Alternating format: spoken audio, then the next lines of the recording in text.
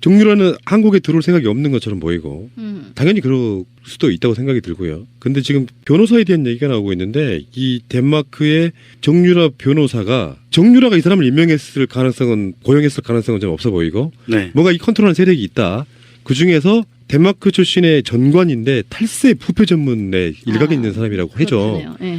그러니까 우리들 입장에서 보면은 자기들도 그쪽에 변호를 하기 위해서 변호사를 고용했다라고 보는 게 맞을 것 같아요. 그렇죠. 그러니까 말이 안 되는 거라 정유라는 나는 모르고 엄마가 다 했고 뭐 이렇게 얘기를 했잖아요. 그리고 뭐 국선이다 이런 이제 그건 금방 탄로날 거짓말이었죠. 국선이 아니라 말씀하신 것처럼 굉장히 비싼 전문 변호사인데 뭐에 대한 전문이냐 했더니 이 돈 세탁에 대한 전문이라는 거야. 그러니까 자기네 죄가 뭔지는 정확히 알고 있는 거지. 정유라도.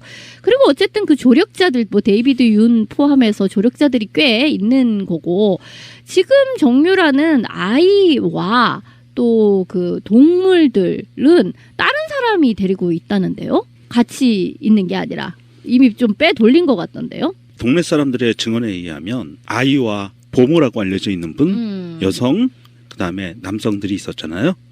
이 사람들이 살고 있는 집에 흰색 BMW 차량이 와서 나이가 어려 보이는 여성이 문을 두드리니까 기자들이건 누구건 두들겨도 안 열어주던 집인데 나이가 어려 보이는 여성이 문을 두드리니까 나와서 이야기를 하고 같이 없어졌다, 사라졌다 이런 증언들이 나왔어요. 그래서 지금 그 나이가 어린 여성이 정유라 아니냐 그랬는데 덴마크 검찰에서는 절대 밖으로 나갈 수 없다라고 얘기를 하고 있고요. 그렇다면 그 나이가 어린 여성이라고 그러면 약간 좀 냄새가 좀 나는 것 같아요. 나이가 많이 든 사람이나 뭐 아니면 법률가라든지 아니면 외무부라든지 이런 데서 나온 게 아니고 알고 있는 덴마크나 독일에서 거주하고 있는 교포 중에서 그래도 영향력 있는 사람이 아니라 나이가 어린 여자라고 하면 문득 떠오르는 생각이 댓글 사건의 셀프간 검녀가 생각이 나요. 저는 이 사건과 관련해서 두 가지 관점에서 좀 반성할 부분도 있다. 저는 이런 얘기를 좀 해보고 싶습니다. 다들 공격하니까. 그러니까 정유라가 덴마크 구치소에 들어가 있는데 대한민국 세계 또는 대한민국 기자들이 그 아이를 찍기 위해서 엄청나게 취재 경쟁을 벌였다는 겁니다. 그러니까 그 아이가 어리거든요. 그리고 거기하고는 상관없죠. 아이는 범죄자가 아니기 때문에. 그런데도 불구하고 어쨌든 그런 사생활을 캐기 위한 집요한 기자들의 방문에 어쨌든 어린아이를 보호하고 있는 보모 등이 스트레스에 굉장히 노출되어 있고 그래서 이제 뭐 1,000만 원짜리 침대도 버려버리고 뭐 라면이고 뭐고 다 하다못해 저는 그런 걸 보면서 한국 언론이 얼마만큼 막장까지 갔느냐라는 생각을 저는 해봤어요. 왜냐하면 정유라가 도망간 게 아니고 잠적한 게 아니거든요. 죄 없는 그 어린 아이가 갔는데 그 라면까지 먹던 개까지 다 치지한다는 그런 저는 그게 동의할 수 없어요. 일단은. 그래서 그런 취재 열기 속에 덴마크 법원과 어떤 상의 후에 좀 저는 옮겼다고 봅니다. 그냥 거기 워낙 아이들에 대한 인권 문제가 굉장히 대두되고 있기 때문에 그러니까 그런 문제라고 봅니다. 그런데 또 한편으로는 어떤 거냐면 고도의 한국의 기관원들이 가서 아이를 먼저 빼돌리고 제3지대로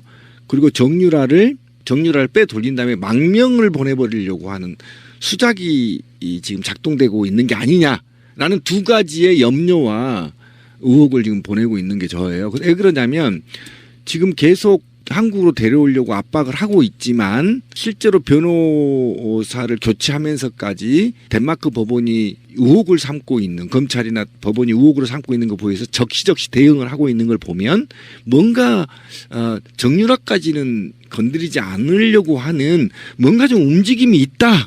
이렇게 두 가지로 좀 볼 수가 있는데 어쨌든 한국 특검은 지금 협상하고 있고 데려오려고 협상하고 있고 그다음에 법원은 곧 심의를 한다고 지금 얘기를 하고 있거든요. 근데 그 곧이 한 달 후가 될지 두 달 후가 될지 모르는 겁니다. 특검이 끝날 때까지 기다리는 그렇죠. 거고. 예, 그다는 겁니다. 그 사람한테도 자기를 방어할 기회를 주는 거기 때문에 늦어지는 거거든요. 굉장히 늦어지게 됩니다. 근데 정유라에 관련해 갖고는 이제 이대도 완전히 틀렸더만요. 그러니까 이대 쪽에서는 그 청문회 나와서 다 거짓말을 했지만 김경숙 학장이 사실은 인사권 쥐고 있으면서 다 지시했고 관련적으로 말하면 내가 봤을 때는 이대의 코어는 자리상으로 보면은 최경희가 아니고 김경숙처럼 보이고 김경숙도 사실은 비선 실세였던 거예요. 최경희의. 그래서 최경희까지 난 그런 그림으로 봐요. 근데 갑자기 특검에 나왔는데요. 항암 치료한다고 완전히 환자 복장으로 나오. 아니 환자 복장은 둘째치고 항암 치료를 얼마나 고강도의 항암 치료를 받았길래 눈썹이 다 빠졌대요. 머리카락하고 눈썹을 다 빠졌다고 그러고 눈썹을 밀고 나왔어요. 그거는 항암 치료를 굉장히 장기간 받은 사람이 그런 증상이 나오거든요. 그렇죠, 지문님? 한두 번 갖고는 그러지 않죠. 아니 뭐 세게 받으면 이제 좀 빨리빨리 빠지는 사람은 또 빨리 빠지죠. 예. 그렇긴 한데 근데 또 의외더라고요. 그 전에 청문회 나왔을 때는 상당히 멀쩡해 보였는데. 그러니까 다 요 며칠 사이에.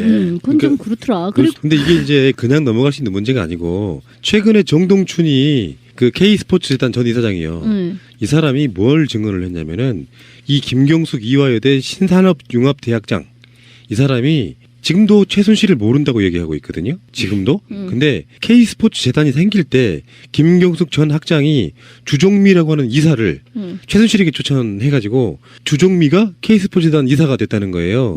이런 관계인데 또 불구하고 김경숙은 최순실을 모른다라고 얘기하고 있습니다. 근데 어쨌든 오늘 저도 그 모습을 보고 참 충격적이었는데 정말 가증스러워요. 왜 그러냐면 오피니언 리더들의 대표적인 환자 코스프레. 건강하던 놈도 바로 휠체어 누워서 가버리고 아픈 사람은 좀 보호하게 돼 있잖아요. 그런데 제대로 줄 잡았다 하고 방방 나를 때는 언제고 이제 와서 에휴. 방방 나를 내다 못 됐으니까 마음이 아프겠지. 그렇지. 아이고 저게 웬 떡인데 지금도 그렇겠죠. 김경숙 씨가 2016년 6월 20일에 유방암 2기 진단받고 절제 수술을 받았대요. 그런데 저희 집안에도 유방암 2기로 절제 수술을 받고 항암 치료 받으신 분이 있거든요. 네. 근데 머리카락이 하나도 안 빠졌는데. 아니에요. 뭐 많이들 빠져요. 예. 빠지긴 빠져요. 예, 근데 맞아요. 그분은 멀쩡해요. 내가 봤을 때는요. 그게 진짜 환자로 간다면 그 당시 청문회 나왔던 복장으로 보면 가발일 가능성이 높고요. 머리는 그렇죠. 예. 눈썹도 눈썹은 안 칠하면 되니까. 그릴 수도 있고. 눈썹은 안 칠하면 되니까. 그래도 유아여대 좀 양심이 있다, 그지? F 학점을 10불 줬으니까 A는 안 C나 주고? 10불. A 안 주는 게 얼마나 다행이야. 양심적이지. 우리 C가 10불 줬네. 하도 어처구니가 없으니까 이제는 좀 봐줘야지. 이렇게 하는 이유가 있어요. 사법 처리를 받게 되면 환자인 경우에는 병원에서 지낼 수도 있고 네. 감옥살이 안 하고 네. 그 사전 포석으로 다 환자인 척하는 거니까 정말 비열해요. 인간들이 누릴 땐 다 누리고 그러니까 법적으로 뭔가 처벌받을 때는 환자인 척 해가지고 뭔가 특혜 받으려고 하고 있고 환자 그것도 암 환자라고 하면 약간 동정심 생겨요 또. 그래서 그렇죠. 그거 악용한다고. 인지상정이라고. 그러니까 우리나라도 그래서 덴마크처럼 구치소나 형무소에 병원 시설과 복지 시설을 설치해버려야 돼요. 못 나오게 격리시켜버려야 돼. 기본적으로 사람들은 분에 차서 최순실 이거 사형 뭐 박근혜 사형하지만 진보가 추구하는 가치가 뭐예요? 그들도 그들 나름대로의 인권을 보호를 해줘야 진짜 인권에 사각지대 있는 사람들이 똑같은 대우를 받는다는 관점에서 그들에게 인권을 주자는 게 기본 주장이거든요. 확실한 범죄자도 그에게 자기를 변론할 기회를 주는 것도 마찬가지고요. 뭐 물론 그런 건 좋은데 그러면 지금 새누리당과 부패한 세력들 박근혜 군사 2, 3세 세대들 그다음에 친일 2, 3세대들이 과연 진보의 파트너이냐 이 문제에 직면해 있어요. 아까도 얘기하지만 진보의 파트너가 아니란 말이에요. 그들은 그냥 부패하고 썩은 놈들이란 말이에요. 그래서 도려내야 된다. 이 도려낸 거를 우리나라에서는 못했기 때문에 공개 처형이나 또는 단죄를 못했기 때문에 지금 이런 일이 벌어졌는데 이들 지금 거론되고 있는 최순실 박근혜 게이트에서 거론되고 있는 그들의 선친들이 이 나라를 운영할 때 진보 좌파들을 어떻게 죽였는지를 생각하면 돼요. 예, 무차별 학살하고 죽였습니다. 그죠? 우리는 그렇게 못한다는 건 진보 민주 세력들의 한계일 수도 있어요. 그러나 역사를 단죄하기 위해서는 그들이 했던 방식으로 그대로 저는 돌려줘도 괜찮다. 그 정도의 역사를 바로 잡겠다는 각오 없이는 저들은 또 숨어 있다가 또 우리를 잡아서 정권을 잡아서 또 우리를 그렇게 죽일 거다. 근데 이제 우리가 이제 법치를 얘기하는 거는요. 예외 없이 단호하게 처벌을 해야 한다는 건 맞는데 그것을 잔인한 방식으로 재현하자라는 거는 또 다른 문제예요. 그래서 왜 지난번 미국 대선에서도 그런 구호가 있었잖아요. 저들은 저질스럽게 나가도 우리는 품위 있게 가자라는 게 이제 그거였고, 이게 물샐 틈 없이 예외 없이 법을 단호하게 추상같이 적용해야 되는 게 맞는 거지. 잔혹한 학살을 하자. 이거는 다른 이야기인 거죠. 그래서 뭐 그 옆에 방사능을 뭐 쬐게 한다는 둥, 뭐 거의 뭐 제대로 된 재판 없이 뭐 학살을 하자는 둥, 이런 거는 단호함하고도 거리가 먼 거예요, 사실상. 근데 이제 그러면 우리가 학살 당할 때는 법치국가가 아니었나요? 아니, 그러니까 뭐냐면 저들은 저질로 나왔지. 근데 우리에 이르러서는 품위를 높여야 되잖아요. 근데 이 품위를 높인다는 것과 저들을 잡은 물고기를 다 놔주자는 거하고는 다른 문제라고. 물론은 그건 아는데. 촘촘한 그물로 잡아야 되는 게 맞고, 근데 그것을 잔인하게 보복을 하자 하고는 다른 문제라고요. 그러니까 민주주의에서의 법은 사실은 국민이거든요. 법치는 국민이 대다수 95%가 법을 새롭게 특별법을 만들어서 그 특별법대로 처벌하면 법치인 겁니다. 맞잖아요. 법치죠. 이게 구테타 세력들이 지들이 이 국회를 해산하고 만든 법하고는 다른 거죠. 네, 굉장히 다른 거죠. 근데 최근에 나온 그 보도 중에 참 이거를 우리가 예전에 말해놓고 확인하는 것 자체가 재미도 사실 별로 없어요, 이제는. 십상시 모임이 다 진짜였다는 진짜였다. 거죠. 예, 예. 한간에 떠도는 소문이 다 사실이야. 십상시라는 게 있어. 문고리 4인방의 확대예요, 이게. 정윤회가 문고리 3인방을 데리고 그 외에 조금 더 권력을 가깝게 있는 한 10명 정도가 모여가지고 그렇게 모여가지고 국정농단한 세력이 있다라고 이야기를 하면 에이, 설마 그런 게 있을 수 있겠어? 이렇게 했는데 실제로 있다는 게 드러나 버려요. 이게 왜 안타깝냐면 당시 정윤회 문건 사건이 제대로 검찰이 수사를 했더라면 지금 최순실과 이런 대한민국을 완전히 망쳐버리는 이런 사건이 없었을 거라는 측면에서 굉장히 안타깝다라는 거. 그때 검찰이 제대로만 수사를 했더라면 지금 이 상황까지는 국가가 가지 않았다라는 게 조홍천 의원의 안타까운 심정이고, 그렇죠. 여기 중심에 정유라가 있었던 게 사실이다라고 지금 얘기를 하는 거여서 굉장히 마음이 아픕니다. 그때 저희들이 우리 방송에서도 십상시 이름까지 다 풀어댔죠. 다 깠잖아요. 당시에 어떻게 연관돼 있고 다시 했지만 이들이 이제 다시 특검에 타기 위해서 조홍천이 다시 재조명한 거였고, 이 십상시의 핵심의 농단은 정윤회였다는 겁니다. 그러니까 정윤회가 물러나고 실각하고 최순실이 그 자리를 차지해서 이 사단을 만든 거다. 그러니까 부부가 사단을 만든 겁니다. 쉽게 말하면. 조홍천 의원이 그 페이스북하고 트윗에 이렇게 썼어요. 2014년 12월 당시 중앙지검 수사팀에서 왜 이 사건을 말아먹었는지, 말아먹는데 누가 주도적으로 관여했는지 그렇지. 특검에서 수사할 일만 남았습니다. 그렇죠. 이제나 저제나 특검에서 불러주기만 기다리고 있습니다. 이렇게 올렸어요. 그러니까 특검에 타려고 하는 겁니다. 예. 굉장히 좋은. 참고인으로 가면 언제든지 가서 다 밝히겠다라는 이야기죠. 이분도 그 비밀 서약 같은 걸 했고, 그 다음에 야당의 땅을 하고 국회의원이 되면서 그거를 정치적으로 이용하진 않겠다라고 말을 뱉었기 때문에 함부로 말하지 못하는 사건들이 굉장히 많은데 특검에서 불러주면 다 얘기하겠다는 거죠. 근데 왜 우리가요, 지금 최순실이 부각되면서 마치 이제 이렇게 얘기하는 사람도 있어요.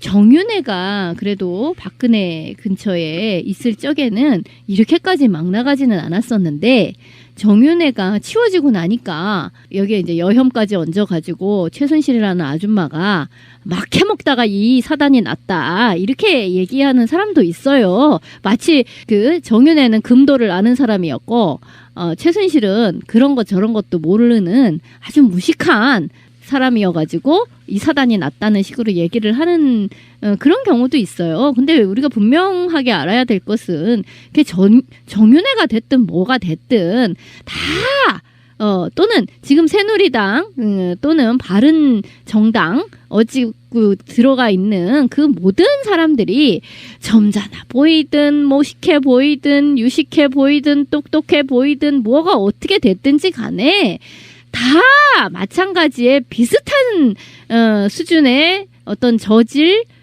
그런 농단 세력이었다라고 봐야 되는 거죠. 사실 최순실이 이렇게 막혀먹다가 왕창 걸린 거에 대해서 여혐까지 가는 거는 사람들한테 조금 당부드리고 싶어요. 왜 그러냐면 자제를 좀 부탁드리고 싶은 게 정윤회가 계속 있었으면은요 꼼꼼하게 헤쳐먹어서 안 걸려요. 뒤집어지지도 않았어요. 오히려 고마워해야 되는 거예요. 아주 정말 질 나쁜 놈은 정윤회거든요. 특검이 재산 형성 과정까지 추적하고 있기 때문에 정윤의 문건 파동을 재조명해야 되는 게 맞습니다. 만약에 저는 국회가 이 정윤의 문건을 재조명하는 데 있어서 더 나아가 다른 사건까지 확대 수사하기 위해서는 특검을 보강해야 된다고 생각합니다. 굉장히 보강해서라도 악의 근원 뿌리를 뽑아야 된다. 그건 반드시 낱낱이 밝힌 뒤에 그에 대해서 선처가 있는 것이고 거기에 대해서 죄의 분류가 있는 것이지 지금은 하고 안 하고는 특검의 선택이 아니다. 조홍천 의원이 특검에서 조사를 해줬으면 한다고 한다면 국회에서는 즉시 보강을 해서라도 이것까지 특검할 수 있게 해서 낱낱이 밝히는 것이 미래의 우리 역사에도 굉장히 좋겠다. 예. 네. 이건 선택의 여지가 아니라 필수다. 그 당시에 집상시 얘기가 나올 때요. 청와대 내부 인사로는 문고리 3인방 플러스 행정관 비서관 해서 3명이 돼서 총 6명이 다 외부 인사로는 전에 청와대에 있다가 지금 밖에 나간 애들, 내가 봤을 때는 파견 나와 있다가 다시 돌아간 애들일 가능성이 높아요. 행정관 2명하고 새누리당 중진 의원 보좌관 1명 그리고 어떤 의원 보좌관 이렇게 해가지고 이게 총 10명이라고 하는데 정윤회가 그 총 두목이었던 거고 문제는 이렇게 해가지고 사실 이게 그냥 지들끼리 모여갖고 뭘 해먹겠습니까? 바로 이런 겁니다. 기업 사업 터주고 수수료 챙기고 그렇죠. 그러니까 그런 식으로 엄청나게 해먹었던 놈들이 있었던 거죠. 근데 박근혜가 그때 뭐라 그랬죠? 칠하시 내용을 보고 어쩌네 저쩌네 그런 일은 있을 수 없다 이런 식으로 일축해버리면서 이게 유야무야 돼버리고 박지만보다 정윤회를 더 사랑하는구나라고 알게 된 바로 그 사건이었거든요. 이게. 그게 당시 검찰 수사 가이드라인을 선정하는 게 아니냐라는 것 때문에 그렇죠. 비난 엄청나게 받았죠. 그래서 네. 조홍천 의원을 쫓겨난 거고. 문건에 대한 내용은 지금 와서는 다 사실로 밝혀졌는데 그때로서는 문건에 대한 내용은 어디에도 아무도 언급하지 않고 문건이 어디로 유출되었는가만 따지고 있었던 거잖아요. 그리고 문건은 뭐 제거할 가치도 없는 그런 찌라시의 내용이다. 그냥 이랬던 거죠. 근데 우리가 이제 그때도 그런 얘기 많이 했었어요. 이 사람들이 모여가지고 국가적인 그런 것만 했겠느냐. 봉투 열렸네. 거기가 완전히 창구가 아니었겠느냐. 아니나 달라요. 사업, 이 특혜 이게 다 여기에서 이루어졌다는 거죠. 근데 그러면 이제 이 얘기를 한번 해봐야 돼요. 최순실 일가가 지금 사실상 분열된 상태로 보이거든요. 어떤 조작이나 커넥션은 없다고 봐요. 장시호가 까발린 태블릿 PC가 결정적으로 작용할 가능성, 박근혜가 했던 것이 다 거짓말임이 드러나버린. 그렇죠. 결정적인 이메일 같은 것이 다 들어있다는 정권 거잖아요. 초기에만 뭐 잠깐 그 받았다도 아니고 이거는 2015년도에 썼던 것까지 지금 까발려진 상태니까 그 이야기를 좀 해보고 싶어요. 최순실과 장시호 드디어 이제 집안 개싸움의 서막인가 이렇게 바라볼 수도 있잖아요. 근데 뭐 워낙에 우리에게 알려져 있는 그런 게임 이론에서 그런 게 있잖아요. 죄수의 딜레마 뭐 이런 게 있잖아요. 서로 분리시켜가지고 저쪽에서 불기 전에 네가 먼저 불면 너는 죄를 적게 주겠다. 이런 식으로 하면 결국은 어찌됐든 나부터 살겠다고 다 불게 돼 있다는 거죠. 서로 의견 교환을 할 수가 없어서라고 사람들이 처음에는 그렇게 생각했는데 의견 교환을 해도 마찬가지라는 거예요. 왜냐하면 믿을 수가 없기 때문에.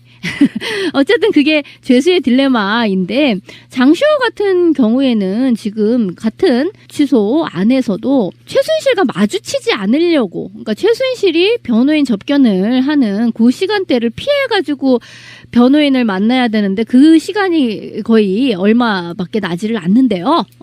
그런 상태이고요. 그리고 자기가 이제 아들을 만날 수가 없는 상태라는 것 때문에 변호인을 만나면 아들을 못 본다는 것 때문에 그렇게 운대네요.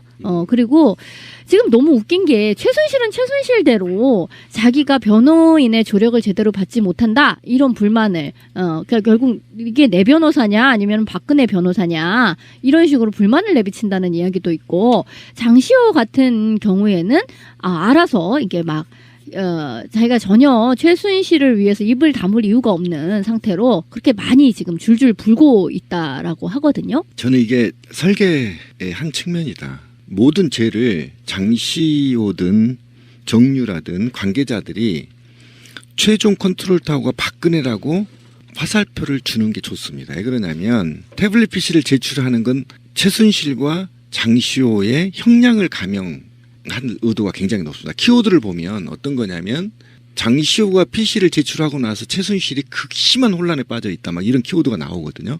그러니까 뭐 이건 저는 뭐 스크린 효과라고 보고 실제로는 모든 지시가 박근혜로부터 내려왔다라는 걸 보임으로 인해서 오히려 주체세 이 국정농단의 주체가 최순실이 아니고 박근혜가 몸통이고 박근혜가 몸통을 통해서 아래에 십상시 뭐 문고리 3인방 등등이 쭉 이행한 단계다. 그래서 수괴가 박근혜라고 미루는 게 좋습니다. 그래야 형량이 떨어지고요. 박근혜는 죄를 많이 받을수록 좋아요. 얘네들 입장에서는. 왜 그러냐면 사면 받을 거니까.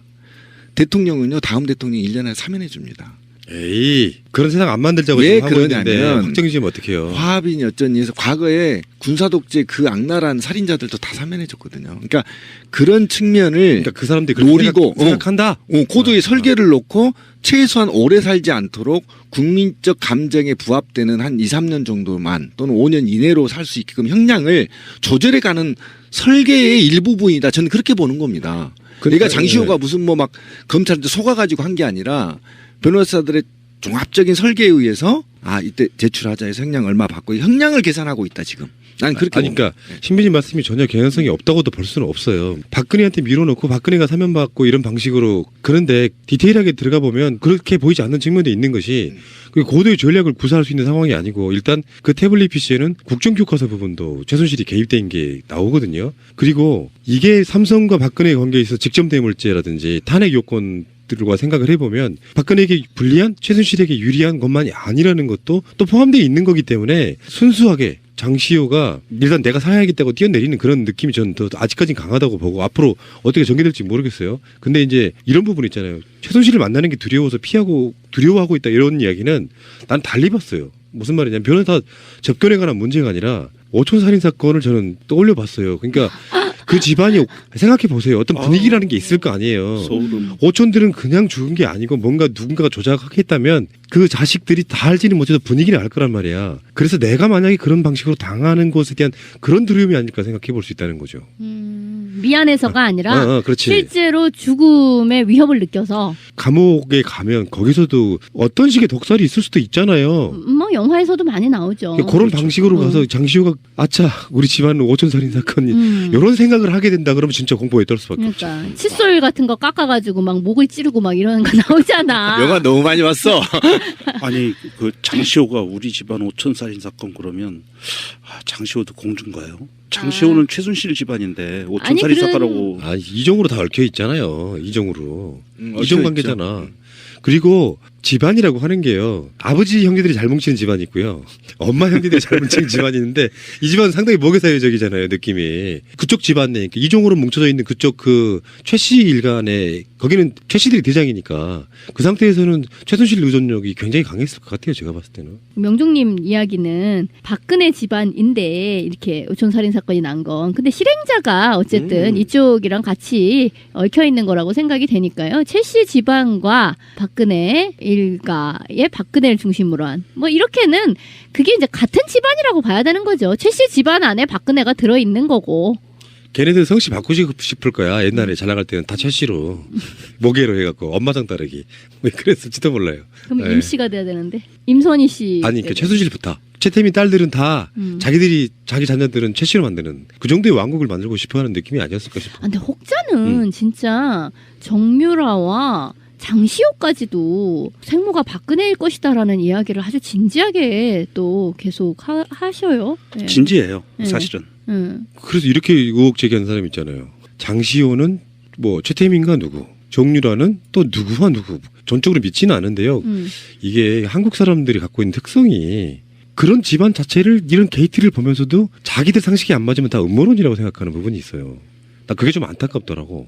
여기는 모든 열린 가능성은 다 놓고 봐야 된다고 봐요. 근데 이 게이트는 사실 장시호 중심으로 돌아가지도 않았고요. 정유라 중심으로 돌아갔거든. 정유라가 진짜 친자가 아닐까 그 의심을 계속 해봐요. 근데 뭐 어쨌든 왜 지난번에도 우리가 얘기를 했었지만 그 최태민 사망과 정유라 출생 사이에 한 2년 정도는 이제 출생 신고를 조작하는 나이를 조작하는 방법으로 뛰어넘을 수 있고 그리고 생식 능력 같은 경우에도 차원병원이나 이런 데가 다 이제 불임 클리닉이잖아요. 그러니까 아이를 갖기 어려운 상황에 사람들도 아이를 가질 수 있게 하는 시험관 시술이라든지 이런 등등을 90년대부터 쭉 해왔던 데가 또 차병원 계열이고 그런 등등이 있었을 것이다라는 이야기가 쭉 있죠. 최태민도요. 예. 우리가 알고 있는 그 여기 이게 공식적으로 나와 있는 나이보다 한 4살인가가 더 나이가 적대요. 그래서 그런 등등을 생각해 보면 가능했을 것이다. 이렇게도 얘기를 해요. 지금 돌아가고 있는 게 정유라를 중심으로 돌아가고 있는 건 맞는 것 같고요. 정유라의 부계는 역시 그분이실 걸로 확신이 들고 그런데 장시호의 부계는 그분이 아니시라는 설이 굉장히 높아요. 또 다른 분이 있었다. 그래서 사이드로 돈다 장시호가 라는 얘기가 굉장히 설득력 있거든요. 모계는 한 사람이고 네, 모계는 하나인데 예. 부계가 메인이냐 아니면 사이드냐 그 차이에 그 집안에 또 있다고 격까지 집안은 아닌 것 같고요. 그래요. 네, 전혀 다른 피 그런 이야기가 많이 돌고 있습니다. 뭐 어느 집안이나 뭐 우리가 일반 서민들 가게가 좀 그게 없지 그 이상한 쪽으로 가면요 계적부 진짜 많지 않아요? 그럴 것 같아 내가 봤을 때는. 그러니까 아니 이 집안은 부인도 되게 많고 그렇잖아요. 그렇지. 최태민은 부인도 되게 많고 이름도 여러 번 갈고 나이도 많이 속이고 막 이런 식이니까 솔직히 정유라 나이가 정확히 몇인지 우리가 알 길이 없는 거죠. 이름도 많이 바꾸고 나이 정도 한 2년 정도 올려치거나 내려치는 거 다 가능할 수 있다. 자 이야기 나온 김에 그러면은 최근에 덴마크에서 정유라가 붙잡혀가지고 나온 영상이 있잖아요. 예. 얼굴이 뚱뚱한 정유라 말고 살이 좀 빠진 듯한 정유라를 보면 최순실 닮았던가요? 나는 안 닮았던데 오히려 정유라가 박근혜의 친자가 아닐 거라는 설의 대표적인 거는 최순실과 너무 닮았다였잖아요. 근데 최근에 얼굴을 보면 그런 느낌이 아니에요. 아니 어차피 걔네들은 최순실도 그렇고 박근혜도 그렇고 정유라도 그렇고 많이 고쳤잖아. 그러니까 본바탕이 없어요. 본바탕이 오히려 없고. 어렸을 때 사진을 보는 게 더 나은데 어렸을 때 왜 그 말 타던 퉁퉁한 사진 있잖아요. 초등학교 때. 근데 초등학교라고는 하나 굉장히 몸이 크다. 거의 중학생 같다. 그 당시에도 그렇게 얘기가 되었던. 근데 그 좀 퉁퉁하던 그때의 얼굴이 박근혜가 어렸을 때, 그러니까 뭐 최태민을 처음 만났다. 그때 최면수를 뭐 고3 때 뭐 어쨌다 하는 그 어렸을 때 사진도 있거든요. 그때의 박근혜가 지금 얼굴보다 훨씬 좀 퉁퉁해요. 미간이 넓고. 지금 의혹이 된 게 뭐냐면 어릴 때 그러니까 나이가 비슷한 박근혜 20대와 정유라의 10대의 모습이 제가 지금도 사진을 보고 좀 거의 닮았어요. 그래서 의혹이 나오는 거예요. 박근혜 눈매. 10대하고 예, 정유라 10대. 정유라 10대하고 많이 닮았어요. 많이 닮았어요. 실제로. 얼굴이 닮은 것도 중요하지만 지금 정치인들이나 그쪽 계통에 있는 사람들이 그런 의구심을 본인들도 떨구지 못하는 결정적인 하나가 있어요. 뭐냐면 최태민이 죽었을 당시에 빈소에 임선희 씨 옆에 박근혜 씨가 상복을 입고 있었어요. 상복을 입고 둘이 나란히 다섯째 부인과 같이. 음. 그러니까 그런 부분들 때문에 지금 이게 의혹이 해소가 되지를 않아요. 결정적인 부분은 거기에요. 그리고 상복을 입을 아까 수 있는 사람은 진짜 가족만 입는 그렇죠. 거잖아. 그렇죠. 부인까지 성이 달라고. 그러면 부인과 자녀들. 그럼 그렇죠. 뭐야? 6번째 부인이라는 거야? 뭐야? 아, 그건 사실 솔직히 말해 뭘 그 의혹 제기를 이제서 하고 그래. 맞잖아. 아, 6번째인지 아닌지 아니, 그걸 아니, 몰라서 맞아요. 모르겠어요. 아니 6번째는 따로 있다고도 얘기를 해요. 그럼 7번째야? 임선희 씨 네. 만나서 6번째 부인 또 만난 사람이 있었는데 그거를 임선희 씨가 쫓아내고 뭐 난리를 쳤다 뭐 이런 얘기도 있고 해요. 그렇죠, 예. 근데 어쨌든 거기 뭐 예전 그 기사에도 이렇게 뭐 첩이었다 뭐 이런 식의 말도 있고요.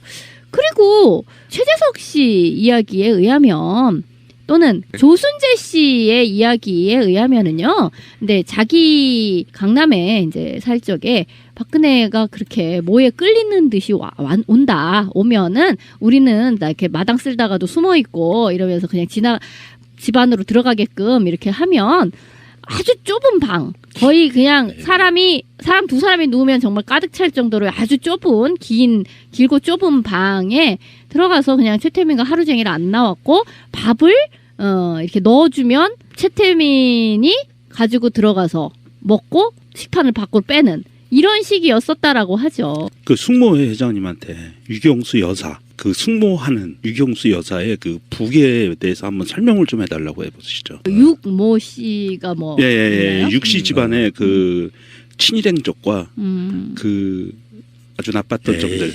그거는 그래, 뭐- 벌써 아니 근데 그거는 항상 주제가 바뀌는 네. 거니까요. 네. 어쨌든 최태민과 박근혜가 서로 사랑하는 사이라는 거는 부인할 수 없는 거예요. 근데 문제는 그곳에서 둘 사이에 아이가 있냐 없냐가 중요한 거죠. 아니 지금 오늘 그 이야기 핵심이 아니니까 그러니까. 일단 정리하고 갈게요. 속담에 그런 말이 있죠. 씨앗을 보면 부처도 돌아선다. 음. 그 씨앗이 아니고 씨앗이에요. 이게 순우리말로 씨앗. 순우리말로 첩. 남편의 첩을 뜻하는 건데 그럼에도 불구하고 임선이라고 하는 사람은 그걸 인내했다는 어떤 기사들이 가끔씩 있어요. 보면은 워낙 그런 사람이었고 예전에 우리가 최태민 이야기를 이 게이트 국면에서 말고요. 많이 그 했어요. 3년 전에 할 때인가는 중정 보고서에 보면 최태민에 대한 이야기가 격렬하게 나오는데 제가 방송을 한 적이 있습니다. 네. 발기불능 뭐 이런 거 그런 사람이었다고. 그러니까 그때는 좀 여러 많이 번 들었어. 성추행이 있었는데 성추행 사건이 여러 건이었는데 그 중에 몇 건은 발기가 안 돼서 실패. 뭐 이런 건이 꽤 있었던 거죠. 아무튼 굉장히 더티한 사람처럼 보이고 자 넘어갈게요. 어쨌든 그걸 돈으로 다 이렇게 뭔가 좀 만회하려고 했던 그런 집안들의 어떤 모습 같아요. 잘 배우지도 못했고 뭔가 사회적으로 인정받지 못하지만 돈만 갖고 있다가 권력도 좀 한번 가져보자라고 하는 게 결국은 이 사단이 난 거라고 좀 보이는데 라고 알려져 있는 분, 여성, 그다음에 남성들이 있었잖아요. 이 사람들이 살고 있는 집에 흰색 BMW 차량이 와서 나이가 어려 보이는 여성이 문을 두드리니까 기자들이건 누구건 두들겨도 안 열어주던 집인데 나이가 어려 보이는 여성이 문을 두드리니까 나와서 이야기를 하고 같이 없어졌다, 사라졌다 이런 증언들이 나왔어요. 그래서 지금 그 나이가 어린 여성이 정유라 아니냐 그랬는데 덴마크 검찰에서는 절대 밖으로 나갈 수 없다라고 얘기를 하고 있고요. 그렇다면 그 나이가 어린 여성이라고 그러면 약간 좀 냄새가 좀 나는 것 같아요. 나이가 많이 든 사람이나 뭐 아니면 법률가라든지 아니면 외무부라든지 이런 데서 나온 게 아니고 알고 있는 덴마크나 독일에서 거주하고 있는 교포 중에서 그래도 영향력 있는 사람이 아니라 나이가 어린 여자라고 하면 문득 떠오르는 생각이 댓글 사건의 셀프간 검녀가 생각이 나요. 저는 이 사건과 관련해서 두 가지 관점에서 좀 반성할 부분도 있다. 저는 이런 얘기를 좀 해보고 싶습니다. 다들 공격하니까. 그러니까 정유라가 덴마크 구치소에 정유라는 한국에 들어올 생각이 없는 것처럼 보이고 당연히 그럴 수도 있다고 생각이 들고요. 근데 지금 변호사에 대한 얘기가 나오고 있는데 이 덴마크의 정유라 변호사가 정유라가 이 사람을 임명했을 가능성은 고용했을 가능성은 좀 없어 보이고 네. 뭔가 이 컨트롤하는 세력이 있다. 그 중에서 덴마크 출신의 전관인데 탈세 부패 전문에 일각에 있는 사람이라고 해죠. 네. 그러니까 우리들 입장에서 보면은 자기들도 그쪽에 변호를 하기 위해서 변호사를 고용했다라고 보는 게 맞을 것 그렇죠. 같아요. 그러니까 말이 안 되는 거라 정유라는 나는 모르고 엄마가 다 했고 뭐 이렇게 얘기를 했잖아요. 그리고 뭐 국선이다 이런 이제 그건 금방 탄로날 거짓말이었죠. 국선이 아니라 말씀하신 것처럼 굉장히 비싼 전문 변호사인데 뭐에 대한 전문이냐 했더니 이 돈 세탁에 대한 전문이라는 거야. 그러니까 자기네 죄가 뭔지는 정확히 알고 있는 거지. 정유라도. 그리고 어쨌든 그 조력자들 뭐 데이비드 윤 포함해서 조력자들이 꽤 있는 거고 지금 정유라는 아이와 또 그 동물들은 다른 사람이 데리고 있다는데요. 같이 있는 게 아니라 이미 좀 빼돌린 것 같던데요. 동네 사람들의 증언에 의하면 아이와 보모 가 있는데 대한민국 세계 또는 대한민국 기자들이 그 아이를 찍기 위해서 엄청나게 취재 경쟁을 벌였다는 겁니다. 그러니까 그 아이가 어리거든요. 그리고 거기하고는 상관없죠. 아이는 범죄자가 아니기 때문에. 그런데도 불구하고 어쨌든 그런 사생활을 캐기 위한 집요한 기자들의 방문에 어쨌든 어린아이를 보호하고 있는 보모 등등이 스트레스에 굉장히 노출되어 있고 그래서 이제 뭐 1,000만 원짜리 침대도 버려버리고 뭐 라면이고 뭐고 다 그 하다못해 저는 그런 걸 보면서 한국 언론이 얼마만큼 막장까지 갔느냐라는 생각을 저는 해봤어요. 왜냐하면 정유라가 도망간 게 아니고 잠적한 게 아니거든요. 죄 없는 그 어린 아이가 갔는데 그 라면까지 먹던 개까지 다 치지한다는 그런 저는 그게 동의할 수 없어요. 일단은 그래서 그런 취재 열기 속에 덴마크 법원과 어떤 상의 후에 좀 저는 옮겼다고 봅니다. 그냥 거기 워낙 아이들에 대한 인권 문제가 굉장히 대두되고 있기 때문에 그러니까 그런 문제라고 봅니다. 그런데 또 한편으로는 어떤 거냐면 고도의 한국의 기관원들이 가서 아이를 먼저 빼돌리고 제3지대로 최경희가 아니고 김경숙처럼 보이고 김경숙도 사실은 비선실세였던 거예요. 최경희에. 그래서 최경희까지 움직였. 난 그런 그림으로 봐요. 근데 갑자기 특검에 나왔는데요. 항암 치료한다고 완전히 환자 복장으로 나온. 아니 환자 복장은 둘째치고 항암 치료를 얼마나 고강도의 항암 치료를 받았길래 눈썹이 다 빠졌대요. 머리카락하고 눈썹을 다 빠졌다고 그러고 눈썹을 밀고 나왔어요. 그거는 항암 치료를 굉장히 장기간 받은 사람이 그런 증상이 나오거든요. 그렇죠, 지문님? 한두 번 갖고는 그러지 않죠. 아니 뭐 세게 받으면 이제 좀 빨리빨리 빠지는 사람은 또 빨리 빠지죠. 예. 그렇긴 한데 근데 또 의외더라고요. 그 전에 청문회 나왔을 때는 상당히 멀쩡해 보였는데. 그러니까 다 요 며칠 사이에. 그건 좀 그렇더라. 그리고 근데 이게 이제 그냥 넘어갈 수 있는 문제가 아니고 최근에 정동춘이 그 K스포츠재단 전 이사장이요. 이 사람이 뭘 증언을 했냐면은 이 김경숙 이화여대 신산업융합대학장 이 사람이 지금도 최순실을 모른다고 얘기하고 있거든요. 지금도. 근데 K스포츠 재단이 생길 때 김경숙 전 학장이 주종미라고 하는 이사를 최순실에게 초청해가지고 주종미가 K스포츠 재단 이사가 됐다는 거예요. 이런 관계인데 또 불구하고 김경숙은 최순실을 그리고 정유라를 빼돌린 다음에 망명을 보내버리려고 하는 수작이 지금 작동되고 있는 게 아니냐라는 두 가지의 염려와 의혹을 지금 보내고 있는 게 저예요. 왜 그러냐면 지금 계속 한국으로 데려오려고 압박을 하고 있지만 실제로 변호사를 교체하면서까지 덴마크 법원이 의혹을 삼고 있는 검찰이나 법원이 의혹으로 삼고 있는 거 보여서 적시적시 대응을 하고 있는 걸 보면 뭔가 정유라까지는 건드리지 않으려고 하는 뭔가 좀 움직임이 있다. 이렇게 두 가지로 좀 볼 수가 있는데 어쨌든 한국 특검은 지금 협상하고 있고 데려오려고 협상하고 있고 그다음에 법원은 곧 심의를 한다고 지금 얘기를 하고 있거든요. 근데 그 곧이 한 달 후가 될지 두 달 후가 될지 모르는 겁니다. 특검이 끝날 때까지 기다리는 그렇죠. 거고. 예, 그다는 겁니다. 그 사람한테도 자기를 방어할 기회를 주는 거기 때문에 늦어지는 거거든요. 굉장히 늦어지게 됩니다. 근데 정유라에 관련해 갖고는 이제 이대도 완전히 털렸더만요. 그러니까 네. 이대 쪽에서는 그 청문회 나와서 다 거짓말을 했지만 김경숙 학장이 사실은 인사권 쥐고 있으면서 다 지시했고 관련적으로 말하면 내가 봤을 때는 이대의 코어는 자리상으로 보면은